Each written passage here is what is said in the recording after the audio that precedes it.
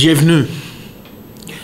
Mais bienvenue dans un pays où la pauvreté qui sévit est la rançon de plusieurs décennies de négligence et d'injustice.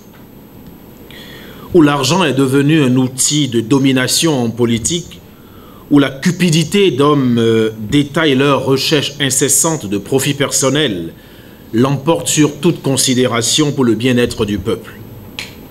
Bienvenue dans ce pays devenu tristement célèbre où des militaires tirent à balles réelles sur des manifestants sans armes à feu. Et il y a eu plusieurs morts, donc du sang versé. Dans le sang, il y a eu un conseil des ministres. Il y a eu une rencontre avec le corps diplomatique. Et il y a eu l'annonce des résultats des législatives illégitimes par la Cour constitutionnelle. Ce sont des indifférences froides, coupables et criminels. Dans ce pays, la loi d'amnistie votée ne devrait pas faire oublier qu'il y a eu réellement des morts, les 1er et 2 mai 2019, des victimes non armées en face de balles létales tirées. Les archives existent et la mémoire collective ne peut pas oublier ces morts, les familles et ces victimes non plus. Le sang des citoyens les plus pauvres, versés pour la démocratie, ne sera jamais inutile. Mesdames et messieurs, vous avez deviné le pays dont il est ici question. Le Bénin. Et vous l'aurez compris, à part quelques mots de transition qui sont de moi, ces propos sont des extraits des réflexions de l'auteur du jour, tirés de son ouvrage « Le pouvoir du déni », chronique d'une démocrature assumée, avec la préface de Francis Lalayer, publiée aux éditions Les Impliqués à Paris en cette année 2024. L'ouvrage est le condensé de 12 réflexions écrites en temps réel, au fil des événements sociopolitiques entre 2016 et 2021, encadrés par des propos introductifs et conclusifs, le tout en 129 pages, accompagné d'une bibliographie. Vous êtes Monsieur l'abbé, un empêcheur de dormir en paix, un fauteur de troubles, un troubleur de sommeil. Vous tâchez à devenir, comme l'un de vos illustres prédécesseurs que j'ai connus, vous tâchez à devenir cet illustre prédécesseur qui avait l'esprit ferme, le style serré, court, vif, incisif et surtout parfois brutal de vérité. Vous tâchez à devenir l'abbé Alphonse Quenom, de vénérée mémoire. Et vous mériteriez le même chef d'accusation dont les procureurs du père Quenom le couvraient il y a quelques années. Vous êtes, monsieur l'abbé, un réactionnaire, un subversif. Mesdames et messieurs, auguste assemblée, écoutez monsieur l'abbé dans son analyse de l'action du régime qui gouverne le Bénin depuis 2016. Une phrase résume l'essence de son propos et même de l'ouvrage. Ouvrons les guillemets. J'écris sur le sujet de la précarité parce que dans le Bénin d'aujourd'hui, un Bénin qui a toujours existé à mes yeux et qui, par contre, vient d'exister pour certains, il est mis en avant les pierres et les hommes n'existent que pour chanter la beauté des pierres. Je reprends. J'écris sur le sujet de la précarité parce que dans le Bénin d'aujourd'hui, un Bénin qui a toujours existé à mes yeux et qui, par contre, vient d'exister pour certains, il est mis en avant les pierres et les hommes n'existent que pour chanter la beauté des pierres. Page 105. Allusion faite ici au ritournel du régime de la rupture sur son miracle des infrastructures. L'abbé Aguenounon relativise cette posture messianique de ce qu'il appelle le régime néo-émergent, au-delà tous les gouvernements successifs du Bénin. Je le cite à nouveau.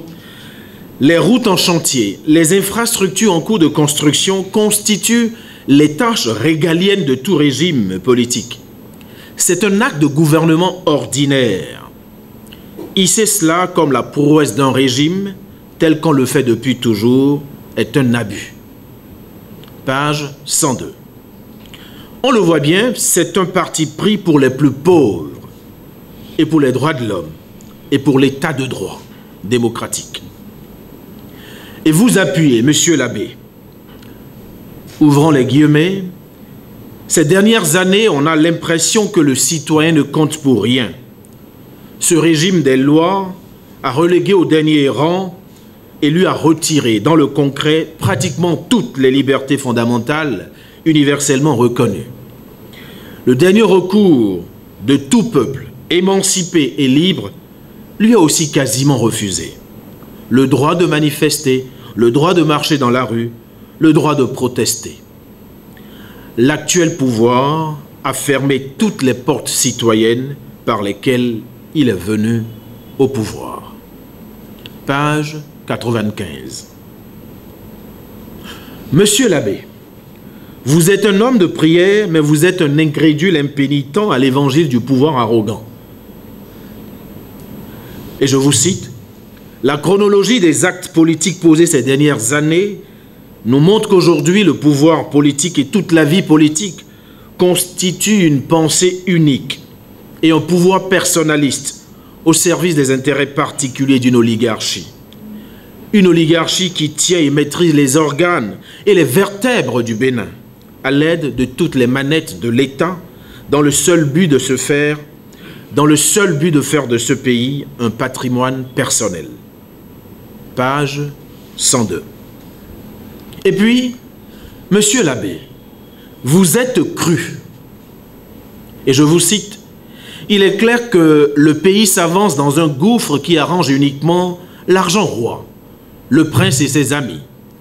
Tout se passe ainsi parce que cette oligarchie a la conscience anesthésiée, la raison émoussée et le cœur insensible.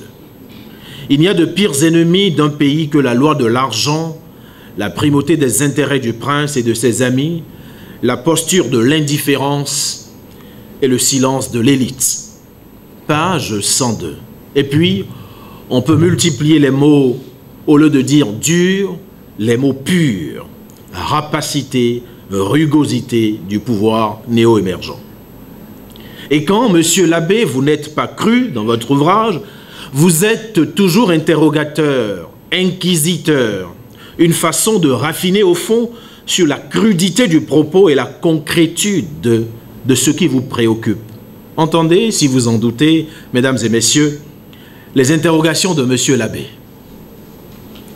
Quelle est la valeur actuelle d'une vie au Bénin?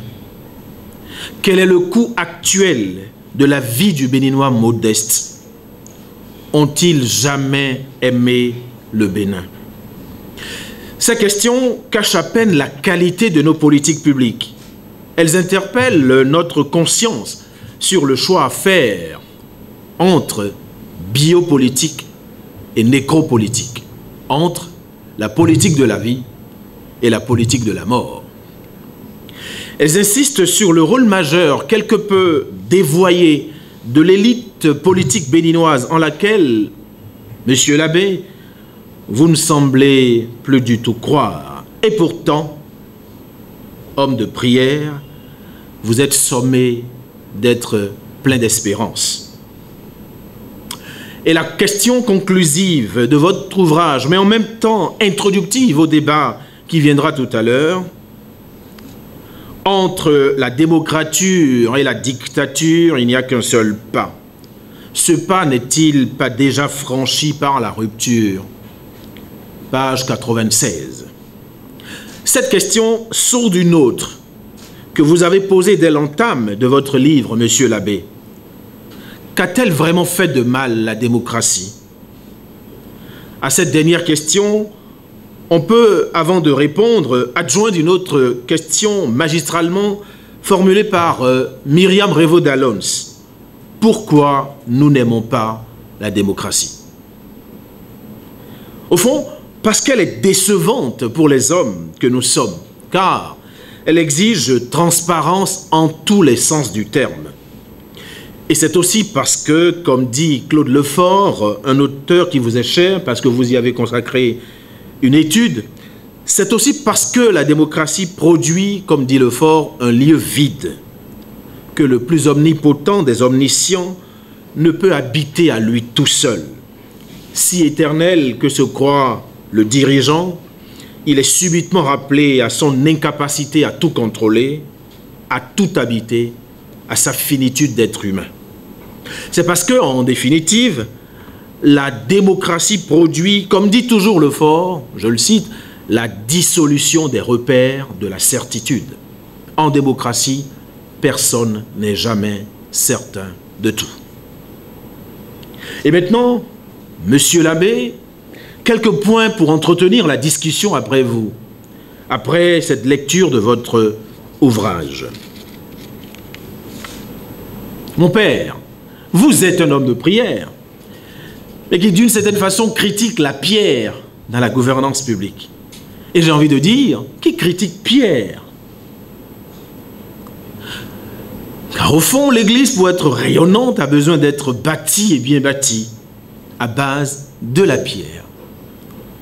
Et pourtant, vous n'êtes pas si admirateur que ça des politiques de la pierre. Monsieur l'abbé, vous dites, et je vous cite, « En général, la politique béninoise souffre d'une crise morale. » Page 61. Et puis, vous vous questionnez, ont-ils jamais aimé le Bénin? Il me semble que cette question doit nous être reposée, entre nous, sans complexe, sans passion, dans la tempérance. Avons-nous, Béninoises et Béninois, avons-nous jamais aimé le Bénin? Car au fond, les griefs que nous faisons à l'élite politique sont des griefs à reporter sur la société béninoise entière. L'élite politique béninoise n'est pas une agglomération d'extraterrestres parachutés sur la terre du Bénin. Elle est une somme de personnes qui sont nées, sécrétées, éduquées et tolérées avec leurs pratiques malsaines par la société. La crise que nous vivons n'est pas que celle de l'élite. C'est une crise de l'homme béninois, une crise de la société béninoise, une crise de nous-mêmes. Monsieur l'abbé, vous faites une apologie comparée des États développés et démocratiques dans le monde. Mais un esprit malin, fait de ruse, sans rage, peut vous interpeller. Connaissez-vous dans l'histoire de l'humanité un pays qui est arrivé au plein développement économique, technique et technologique sans une parenthèse de fermeté, voire de quasi-dictature? Monsieur l'abbé, vous observez que le pouvoir néo-émergent de la rupture a fait l'option politique d'asseoir, avec une dictature non avouée, un régime sans nom au service d'un prétendu développement. Page 19. La grosse question qui me taraude l'esprit, c'est comment sortir durablement de là où nous nous sommes rendus, si tant est que là où nous en sommes aujourd'hui est désormais indésirable. Mais au fond, mesdames et messieurs, après ce réquisitoire contre Monsieur l'abbé, peut-on trouver quelques situations atténuantes pour défendre l'accusé du jour? Monsieur l'abbé, la réflexion qui suscite, la réalité qui suscite votre réflexion, vous ne l'avez pas inventée. Elle vous est donnée. Les faits, chacun le sait, sont là et têtus. Chacun en fait la lecture en fonction des lieux où il se trouve, où il a été forgé, des convictions, des valeurs qui l'ont élevé, en fonction de comment vibre en lui le message de ce bout de terre que nous ont légué nos pères et nos mères. Monsieur l'abbé, vous faites acte de courage. Vous faites acte d'audace. Le test écrit dans le malheur des événements et dans l'inquiétude du temps qui vient, le test vous rend justice dans le cadran de l'histoire.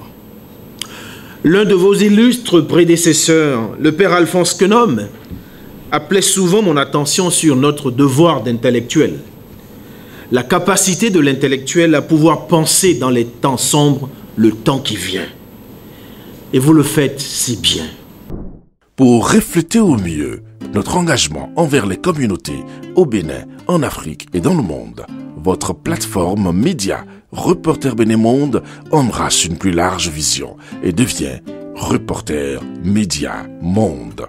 Nous sommes le trait d'union entre les communautés et les gouvernants. Suivez-nous via notre site www.reportermediamonde.com et en vous abonnant à nos différentes pages sur les réseaux sociaux. Reporter Média Monde. Nous faisons de votre information